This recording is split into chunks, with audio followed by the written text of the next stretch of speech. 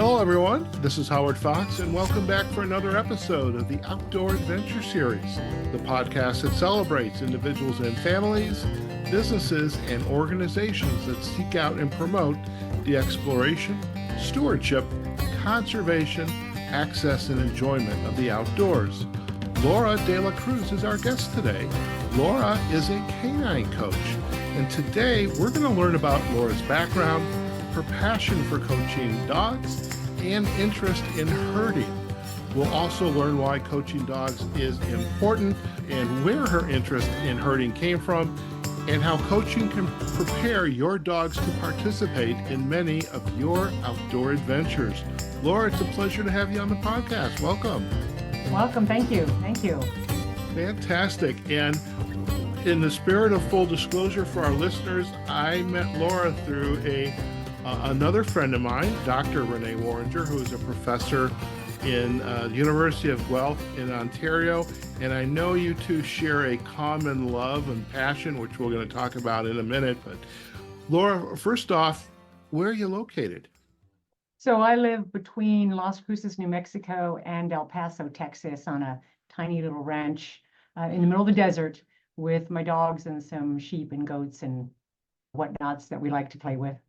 I love it, and playing with you. That's a key hint for our listeners. And now I will be in El Paso later this month. I wish I had known you and we had chatted earlier. I would have added an extra day to come and visit you in Las Cruces. But who knows? I may have to just get back there because it's not that far. So you are in beautiful New Mexico, wonderful sunsets. You've got a ranch. You've got some animals to play with, and what do you have a nice desk behind you, a big credenza with shelves. So tell us a little bit about your background. So like our friend Renee, I am a professor and I'm a department chair. My area of expertise is business and social media, AI, that sort of thing. I'm also learning a lot about hospitality because that's my second department that I run here at the college. And yeah, you have a good time with that. It's kind of teaching's a family passion. My mother's a teacher. My oldest daughter's a teacher. We all love teaching. I love that. And just given your background, business, AI, and you should be helping me with my podcast to help me ramp up my listeners. And that could be a good internship project for your students. So we should talk about that. That's a really Now, good idea. yeah. So you have a passion for dogs, and I'm sure some of our listeners are going to ask, where is the relevance to outdoor adventure? But we're going to get to that. But with your passion, when you're not doing your day job, how are you getting involved with your critters out at the ranch and your wonderful dogs? What are some of those activities? So I think that anybody who's ever found a dog that jumped into their heart has been on that slippery slope of one day you have a dog and you're sitting on the couch and then the next day you're out doing some crazy dog sport. So my dogs and I do herding, dock diving, obedience, rally, barn hunt, scent work, trick dog.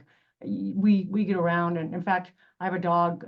We're going tomorrow to the dock diving regionals in the Southwest. It's going to be held in Las Cruces, and he is qualified for that. He's a little jumping fool. It's a miniature American Shepherd, which is the fancy name now for the mini Aussie. So he looks like an Australian Shepherd, but half the size. But he is fearless and he jumps. He also herds, and he is a retired show champion. So I keep my dogs pretty busy doing all sorts. Okay. And how many dogs do you have on at the ranch right now? Well, I have dogs that are in for training. Okay. So I've got 3 of those, including a standard schnauzer, who, believe it or not, does herd, and he does it very well, I might add. I had his grandfather at my place 10 years ago and put herd titles on him. In fact, his videos are being shown in Russia and Ukraine right now because the standard schnauzer is a very popular dog in Europe. And so I've got 2 border collies, I've got 2 Australian shepherds, and 4 miniature American shepherds. I have a 16-year-old Kelpie and an 11-year-old Briard. They are retired, and so they watch TV a lot and boss everybody around. Okay. Yeah, I know the dogs have their pecking orders, and you definitely know who the matriarch and patriarch in the family is. Now, as you had gotten involved with the canines in these various sports and dock diving, I mean, who knew dock diving was a sport? I mean, I would love to know what the criteria is for an exceptional dive. Maybe we'll talk a little bit about that. How are you also, and you're working with some dogs on the ranch now, but how does coaching come into working with dogs? I mean, I imagine they're coming in for a variety of reasons. Can you share what some of those are? So I get the dogs for herding come because their owners want them to do herding either for titles or for enrichment. And I do Mhm. get dogs that come out. They just want their dogs to really do what herding dogs were bred to do. And then I Mhm. have other people who'd like to see titles and things like that. Regardless of the dog, what I've discovered, and I started with dogs a long time ago, a couple Mhm. of decades ago, back when the basic idea behind working with dogs was the whole alpha pack theory of dominance, and Mhm. the dog didn't sleep on your bed. They had to do what you told them to do, and you were very firm. And so that's kind of where I started. I was not ever really comfortable with that, but I mean, like, what do you know? You do what you're taught. And then I began to quickly shift away from that as I saw dogs that weren't responding well to that. Along the way, I went into the Karen Pryor Academy to learn about positive dog training, and especially the clicker training, which I think bring a lot of value to working with dogs. But what I also saw was people who'd gone to that other extreme past that, where they just let their dogs run wild. And you'll see these dogs out in public a lot. They're off Mhm. leash, they're just charging at dogs and at people and causing a mess. So one day it dawned on me there was probably a middle ground. It was probably about the time I became an Apple learning coach and went through all Mhm. that training, because I started realizing the value of developing a good plan, but then also setting expectations, and then working with people to get to those expectations. And you're a coach, the value Mhm. of all of those principles. And I started thinking perhaps I could do this with people who came to train with me. And then I realized it was probably even more applicable to their dogs. Mhm. That if we helped the dog understand what we wanted, then you wouldn't have to be mean, but you wouldn't have to just let them run wild. You could find a middle ground where you mentored and supported, encouraged, but showed them what you want without getting um, either extreme. And I Mhm. always tell people when they come to train with me, don't say no. You have not told your dog what you wanted to do when it's out there with 3, 5, 7 sheep. So why are you yelling no at the dog? It has no idea what you want. Mhm. Until they know, you really can't tell them they're wrong. So our Mhm. goal is to shape it, show them what we want, encourage them, build them up. And then when they make a mistake, they choose the wrong option, we can go like, ooh, that was not the right choice, right? That's a good answer to a different question, my friend. Maybe we should leave the arena, and not um, just have a complete meltdown. It's very hard for people to understand that. But when I realized if we explained it to them from a coaching standpoint with those principles, it made total sense. People got it, and they understood.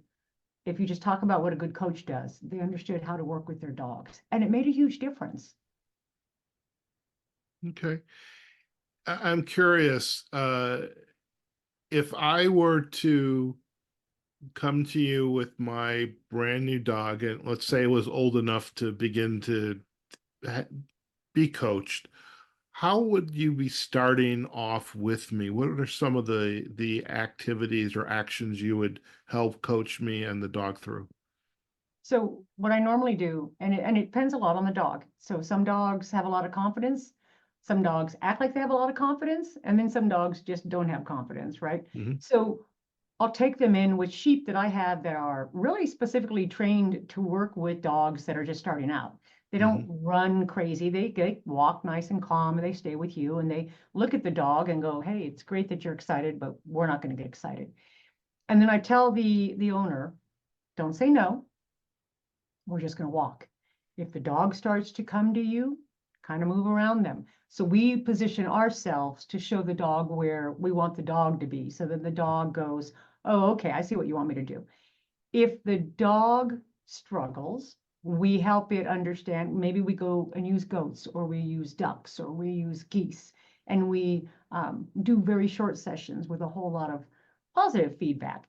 We protect the livestock, obviously, but we very few dogs come in wanting to hurt anything. Their dogs are not typically aggressive, the ones that come, because herding dogs weren't bred to be aggressive. They were bred to control livestock.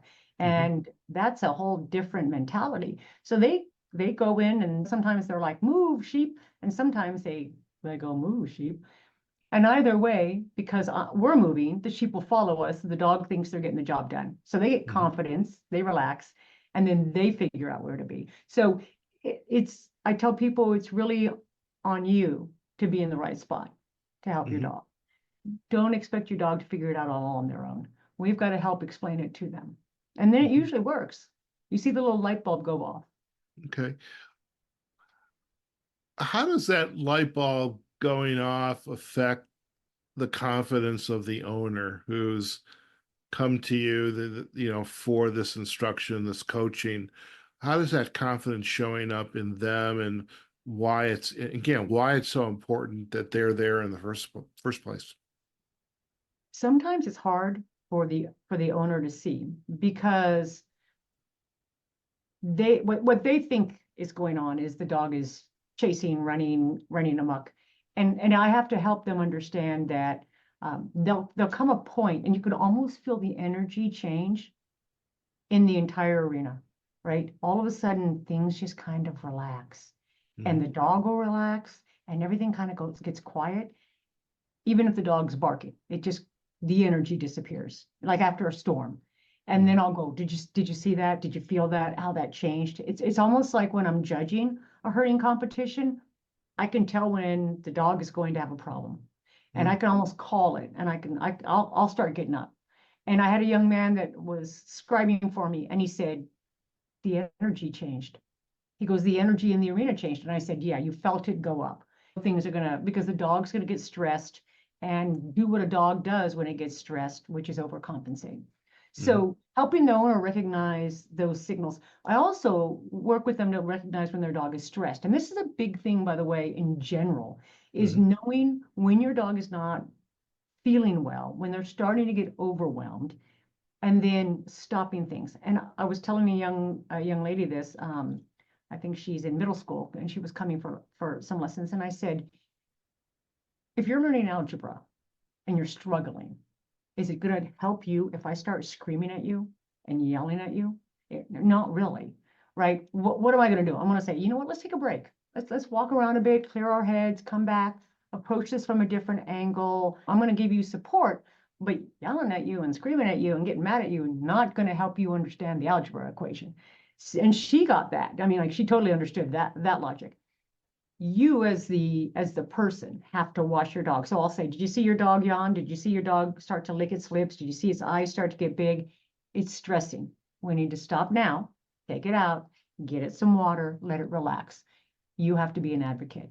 And this is whether you're at home, whether you're outdoors, whether you're at a sport. You start feeling uncomfortable, you think your dog is not feeling in a comfortable position, you have to be able, just like if they were your child, to say, I really need to stop this now. And I've had people say, you know what, I don't think my dog's comfortable. I'm sorry. And I go, no, you tell me if you think your dog's not comfortable. I believe you. And we'll stop it right now and take a break. And don't apologize ever for advocating for your dog, because that's our half of the equation, is to be their advocate. Okay. In the outdoor space, there are dogs that are bred for hunting, and I've interviewed a number of folks who are upland bird hunting. Either they have their dogs, or folks they're going out with have their dogs, the spaniels, and for the life of me, I can't even think of what the the breeds are wonderful dogs. And what how do you work with dogs like that who are say bred for, hunting, retrieving, scenting, and finding where the game is, pointing towards it, up pointers, that's what I was thinking of. How do you work with pets like that, dogs, so that they are successful and the hunter knows what he or she is getting into, and how in this case they really have to keep the dog safe and keep them out of Right, harm's way.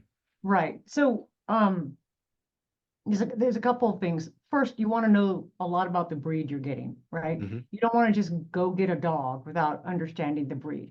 In Hmm. in the herding world, we always tell people you don't want a border collie. You don't. Hmm. They're going to outsmart you. You just it's a lot of work. I like border collies, by the way, Okay. because they're like me. They're type A and they're a lot of work. But if you're going to get, for example, a hunting dog, you need to Hmm. know what motivates them and what you're likely to encounter. So, Hmm. for example, if you're going to go hiking Hmm. with an Australian Shepherd, it's probably going to stick around you because they're people focused. They're used to working closely with people. Hmm. Your biggest problem might be is they might see a herd of elk and decide to try and round them up. But your hunting dogs, if they're bred to go out and away from you, hiking becomes a bigger challenge. Hmm. That's when things like having a really strong recall and maybe even keeping your dog on leash until you're really comfortable with that recall is Hmm. so important because those dogs, and I know people who have labs, and those dogs will they'll go and they'll be gone for days because they went off after something and then it takes them a while to wander back. But your herding dogs, your working dogs, your non-working dogs, your smaller dogs, they're probably not going to leave you when you're hiking because that's not what they were bred to do, is to take off. Hmm. But understanding what you have. For example, I have livestock guardian dogs to Hmm. protect my livestock from coyotes and what have you. Hmm. And depending on the breed, the Great Pyrenees, for example, versus the Anatolian Shepherd, they're very different. Um, they the Pyrenees bark more, but they also like to roam more. I mean, they're bred to guard 500 acres, Hmm. not 5 acres. So knowing what you have gets you very far down the road to knowing how to coach them into being the perfect partner for you when you're out and about Hmm. in either hiking or you're going hunting or you're camping or whatever you might be doing out in that outdoor space. Okay. I like sitting down and watching YouTube videos. So I always tell people I don't watch TV. I guess in reality, I guess I am because it is YouTube. And and I notice there's a lot of folks that they're RVers. They like boondocking with their camper and pop-up tents and or ground tents. And there's the dogs there just to have some fun, doesn't go very far. But you get people who are into some a little bit more extreme hiking, some major league hiking trails in your neck of the woods and or up in the mountains in the Northwest. Maybe they like going out on the canoes. And how do you, if someone came to you and said, I really, I've heard about you. I'm an outdoor enthusiast, a hiker, a hunter, and I'm looking for a dog that really is going to complement my lifestyle. How do you help them make that decision to you know, drill down to, well, these are going to be your best choices, Because hiking is typically a hobby, right? what you're looking for is a dog that's going to fit with your family and your home life that then also likes to hike, right? Okay. It would be like finding a significant other. If you hike only on the weekends, you probably don't want to connect with somebody who hikes 7 days a week. You want Hmm. somebody that's more of a homebody during the week and then likes to hike on the weekends. So what you're looking for, and again, it would depend on, do you live in an apartment? Do you live in a house? Do you have space? How many, do you have children? What are their ages? What is your energy level versus maybe the energy levels of your spouse or the person you go hiking with? And so those are all factors that come into play. I met a chiropractor once who said to me, um, I could never have a border collie. They're too smart. I don't want a dog smarter than me. She goes, I Mm. like my, what did she have? I think she had English bulldogs. She goes, Mm. they just sit around. They just relax. That was and that fit her. That was literally perfect for her. You don't want to put a border collie or an Australian shepherd in with something like that. You want the dog that's going to match your home life, that Mm. then has the energy level to do the activities that you might do. Okay. So, like for me, I like herding dogs because I like herding.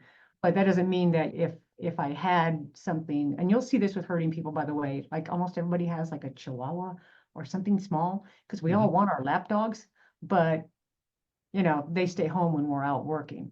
So I Right. would recommend people look seriously at the home life and then find that partner for the hiking. Okay. Okay. You just brought back up herding, and I realized I wanted to ask this question. Where did this interest in herding come from? I got a border collie. Hmm. Yeah. Ah. It's funny. It's a slippery slope, my friend. It is a slippery slope. It's like I said, it's like one day there you are cross stitching and watching YouTube videos, and then you get a border collie, and the next thing you know, you're involved. And what happened was I got a border collie, and I wasn't doing herding. I was doing other things, rally, obedience, things like that, because I got this border collie puppy. And Mhm. then the my friend Joan, who I got the puppy from, said you need to take him herding. He is a border collie. And I Mhm. went to that, and then that was it. I went down that slippery slope so hard. That was 20 years ago. I'm a herding judge for AKC and for AHBA, which is the American Herding Breed Association. I went to judge in Canada with stayed with Renee and Steve.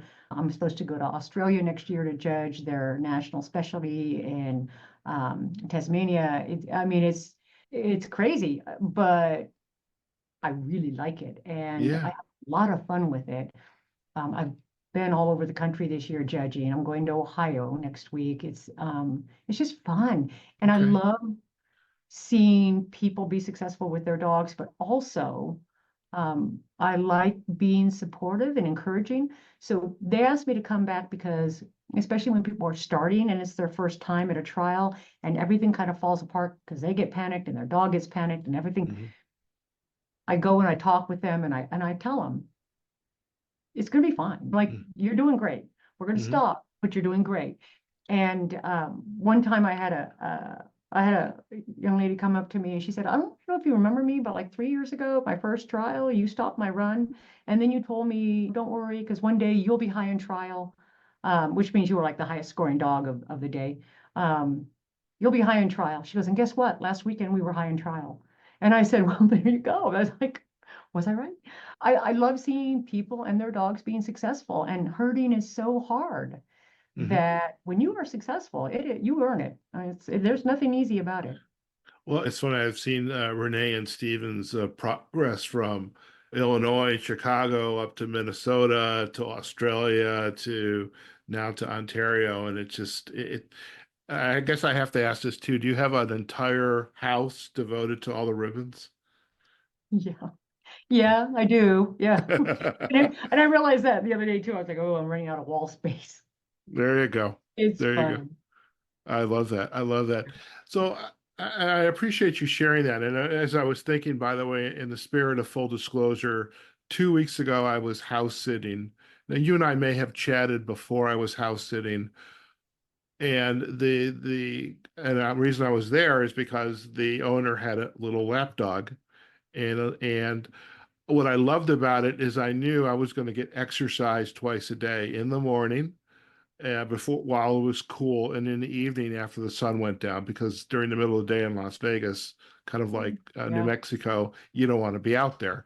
Uh, and I was thinking, what kind of dog would I get?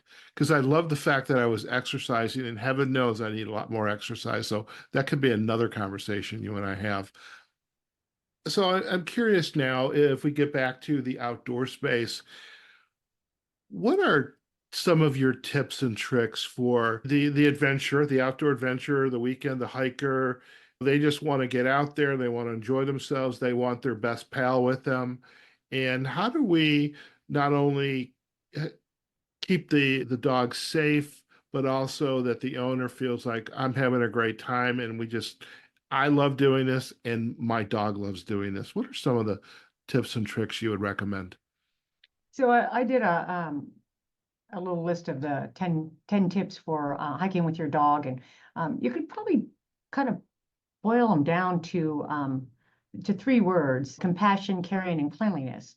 Be compassionate in that you care about the dog, you care about the environment, you care about other people on the trail, you care about the wildlife. Like you really care about you have that compassion and caring for those things. So make sure you take water for your dog, not just for you. Make sure you have a way to carry the dog out if you need to, because this is something that you have to be aware of if you have a larger dog. You don't want to go so far that the dog can't come back, and then what are you going to do? You can't leave it behind, but you're going to have to carry it out. So make sure you have something that you could transport, or if the dog got hurt, how would you get the dog out? So the Hmm. same way you would be considering compassionate for a fellow traveler, you want to be compassionate with your dog. Check them before they leave and check them when they come back out. Do they have ticks? Do they have cuts? Do they have burrs? Um, be caring with the environment. Don't let them harass other hikers. Don't let them harass the wildlife. Make sure they're not getting near snakes, which is a big thing where I'm at, the Hmm. rattlesnakes. And so this is why I always recommend the water and a leash, Hmm. because you may not need the leash, but you may need a leash to get your dog away from somebody else, because Right. not everybody on the trail is as caring and compassionate as you might be. So you want to make sure that you can leash up your dog and get them out of the way. And if need be, pick them up and lift Right. them away from another dog. So that's, those are, and then cleanliness, because it's dogs are dogs and Hmm. dogs go to the bathroom. Right. So either bring bags and take it out, right? If you bring it in, you take it out, or bury it.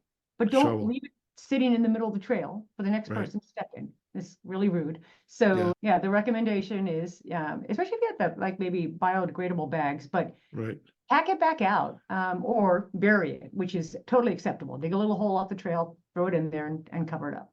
Gotcha, gotcha. I'm curious about the leash. And again, I'm thinking back to when I was sitting with the dog. Bailey is a wonderful little dog. I mean, just love to be in your lap and he'd go to sleep. And it's like, okay, I can binge watch something on Amazon. The owner had a leash where it was basically Bailey wore a collar with his tags and the little bells. He had his cute little scarf on, he wore all the time, but the leash hooked to the back of the neck or to the collar, which then, you know, I thought I'm choking the dog because he wants to go places and I'm Right. trying to, okay. So what kind of leash do you recommend for dogs out on the trail? I mean, is there a preference? Are they harnesses? What, because like you said, you may have to pick up that dog and get him away from something he shouldn't be interacting with. So there's a couple of things. First of all, I really recommend that the dog be leash trained before you go on the trail. So Okay. you have a dog that when there's a leash on, they know that they stay with you, that they Okay. don't pull. I I've had I had a I have a friend that I watch her dog when she travels. They train with me, and she said, I know how you feel about pinch collars. I'll take it off. And I said, yeah, your dog needs to learn to walk without that. The dog shouldn't be pulling you. Dog should learn to stay with you. And there are exercises you can do to make sure they're with you. My concern about harnesses, and you'll hear people say, oh, it just teaches a dog to pull, which is not really true. Like you let it learn to pull when it's got its harness on. But the bigger issue is this: if something comes after your dog, say a predator like a mountain lion, it now has something to grab onto and pull.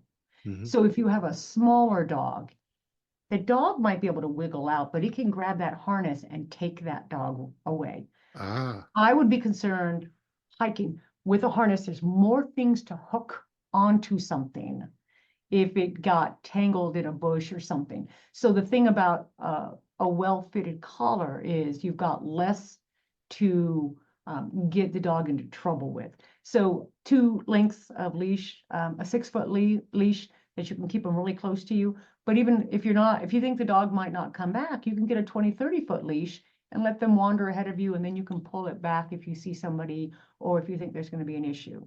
If your Okay. dog's comfortable off leash and they're going to come back, just stick it in your backpack or in your pocket. But yeah, I know that harnesses are very popular and they can be great, but my concern would be that it does make it easier for something to grab your dog. Okay. Okay. So maybe it might be appropriate in the subdivision, but when you're out on Mhm, the trail, not so mhm, good. But the mhm. key that I'm hearing is make sure your dog is leash trained before you think about taking them out on the trail. Right.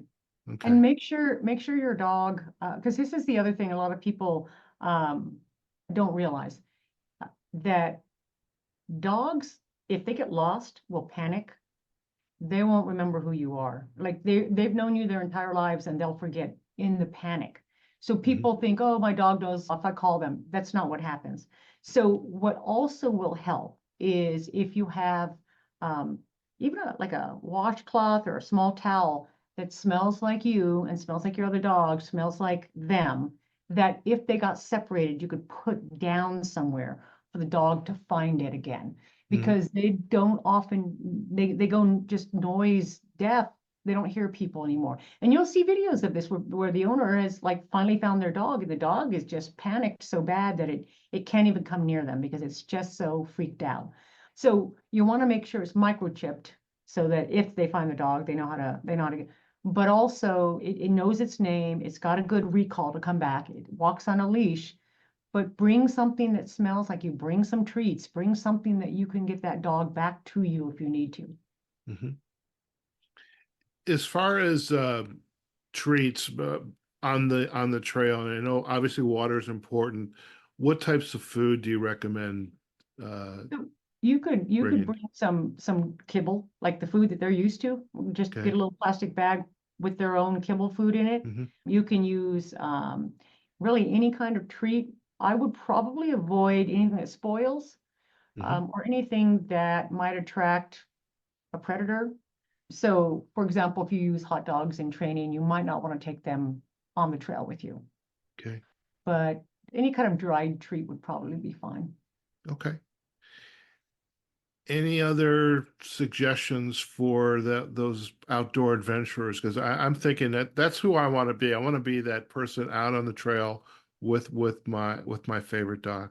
Mhm. So one of the things I think that a lot of hikers would also say is to make sure that when you take your dog, you're going to a place where dogs are allowed. Hmm. And if you take them off leash, that it is allowed. Right. So those are always clearly posted. This is not Hmm. like something that people should be surprised by. But also the other thing too is assume, um, and this is like an innocent mistake people make. They assume my dog is friendly, your dog must be friendly. Assume that every dog you meet is not friendly Right. and just, hey, I'll get off the trail so you guys can walk by. I'll get my dog under control and behind me so you guys can walk by. Because, yeah, the dog's probably very friendly, but you don't know. And not everybody's going to be as considerate and caring as you are. So protect your dog.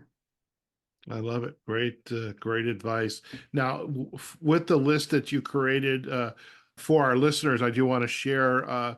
Laura has graciously offered to share the actual file with me, and we'll have a link and a JPEG to it up on the show notes, so that all you'll need to do is just click on it, and you can then go in and download it. So, Laura, we really appreciate this gift to our listeners, and I know, again, a lot of the folks that I am interacting with in the outdoor space, they all have their pets and they're very passionate about them. And this is just a great addition to that conversation. A question I wanted to ask too is you are, besides being an accomplished professor, I don't know what that rating service is. I'm sure you're way up at the top of that. Uh, I know you're an accomplished author when it comes to canines, and tell us a little bit about your library of books and where are the best places to go to get them. And I have a number of workbooks and journals up on Amazon, a lot of them under the Leash Up um, heading for like leash up your dog. Leash up's 101 reasons I love beagles kind of dog journals. I also have for every state, my Mhm. favorite places to hike with my dog. So you Oh, I can love that. things like that I did when I was in a mood to do fun journals for people who had dogs because I love dogs and I love all breeds of dogs, although herding dogs are my favorites, I love every dog I've met. Right. And but then when I got into the coaching side, I did write a book, Canine Coaching, that's currently on Amazon and Apple Books and available for that. And the link is on my website at caninecoaching.org. But Okay. also you just go to Amazon or Apple Books and search for it. Okay. And I have a book of that I edited of interviews with Australian Shepherd trainers Okay. that talk about how they start dogs and how they work with them. So I've done a number of really fun books to show how much we love dogs. I love it. And I just think it's fascinating. And I'm thinking selfishly, exercise gets me out there walking these big courses and dogs having fun. I'm hopefully having fun as well. And I'm losing a few pounds. I like that. And I don't think I'm too old to have a dog. What do you think? Yeah. Oh no, No. no, no, no, no, you're never too old. And by the way, there's never a dog too old. And let me just put this plug out there really quickly because I Okay. do have a dog. I have actually a lot of senior dogs because I have a couple of guardian dogs that are senior dogs, and then the young boys that are picking up the slack. If you go to whether you buy a dog, a purebred dog, or you go to a shelter, and both are legitimate moves. Trust me, either way Hmm. is good.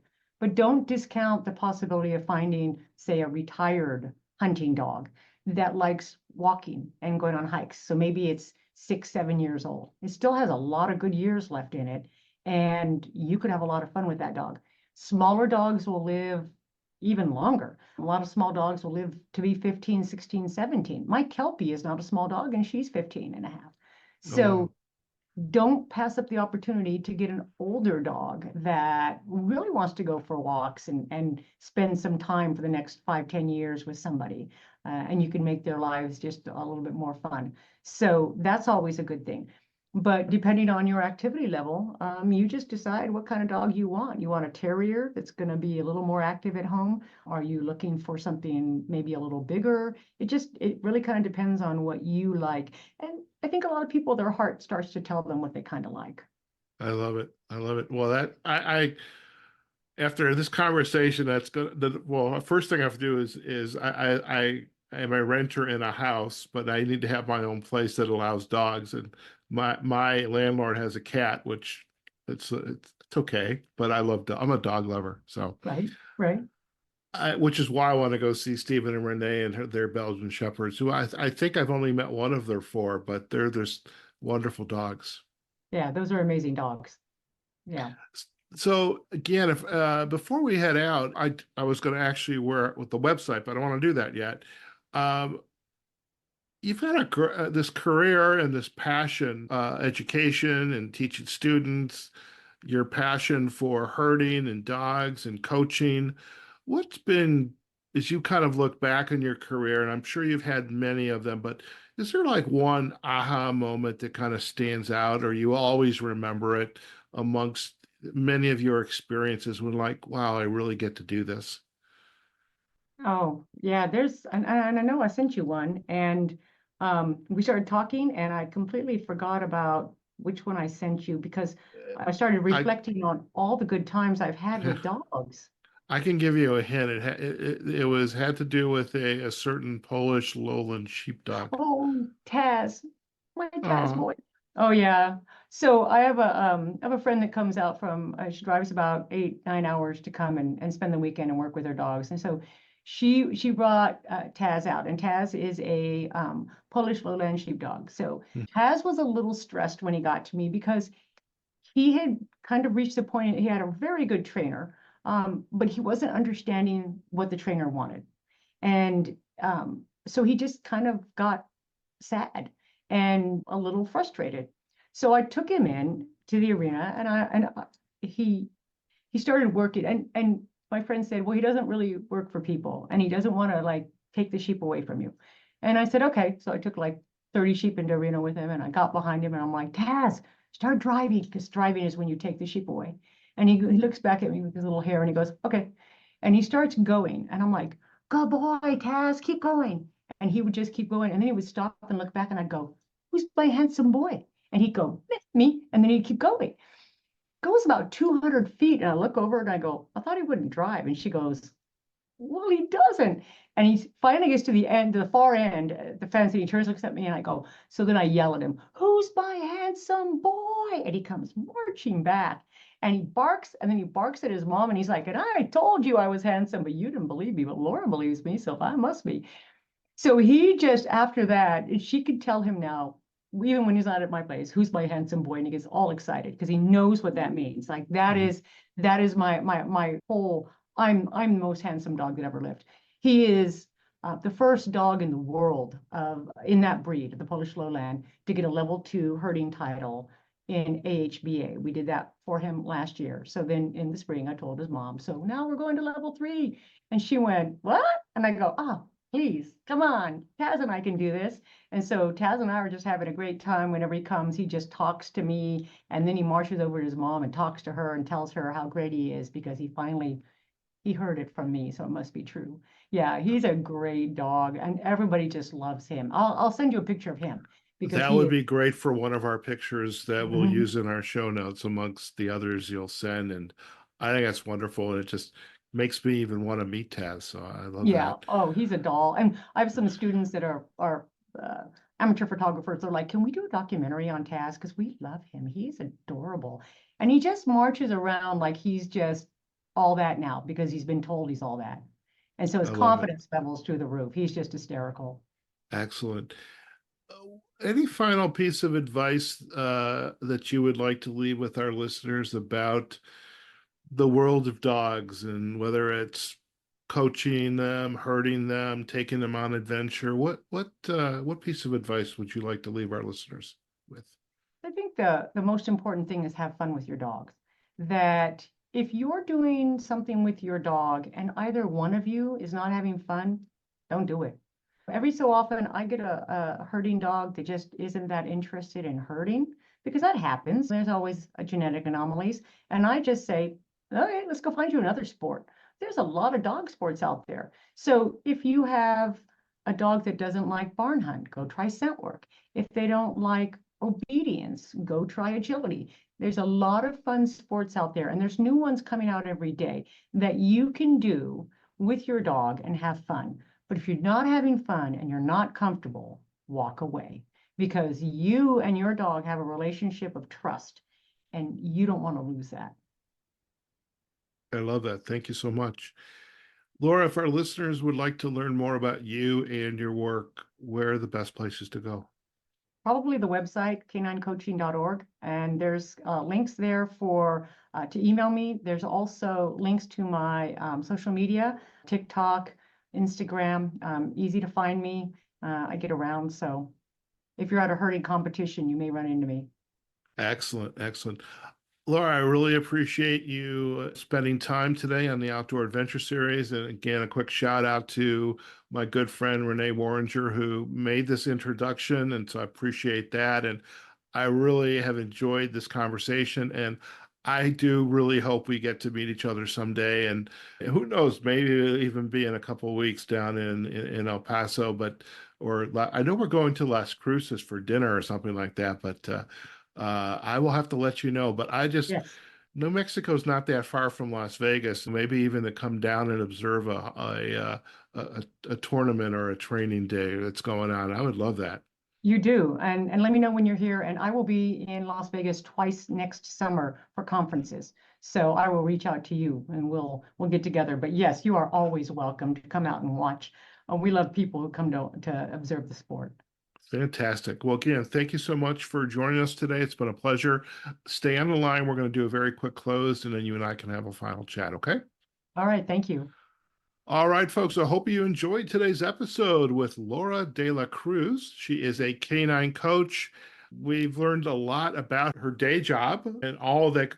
We didn't really touch on all that goes into that, but let me just say, when you're a college professor, you're pretty busy. But what really we were here for is just to kind of hear about her background, her passion for dogs, We talked about herding and why coaching dogs is important, and about how you can prepare your dogs for participating in outdoor adventures. Now, she is going to be sharing a flyer with us, which we will then put up on our show notes in link form so you can go get it.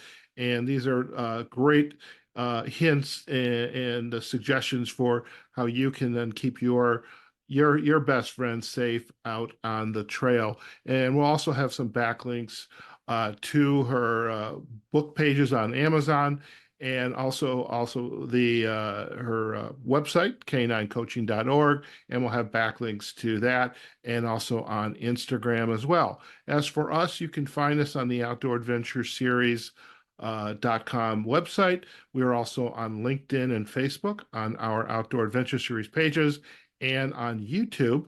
And if you prefer podcast platforms, just go out to your favorite platform and do a search for the Outdoor Adventure Series. This episode will be there along with our entire library.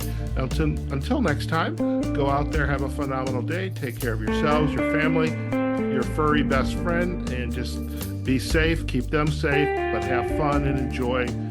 And we look forward to having you join us on a future episode of the Outdoor Adventure Series podcast. Take care now.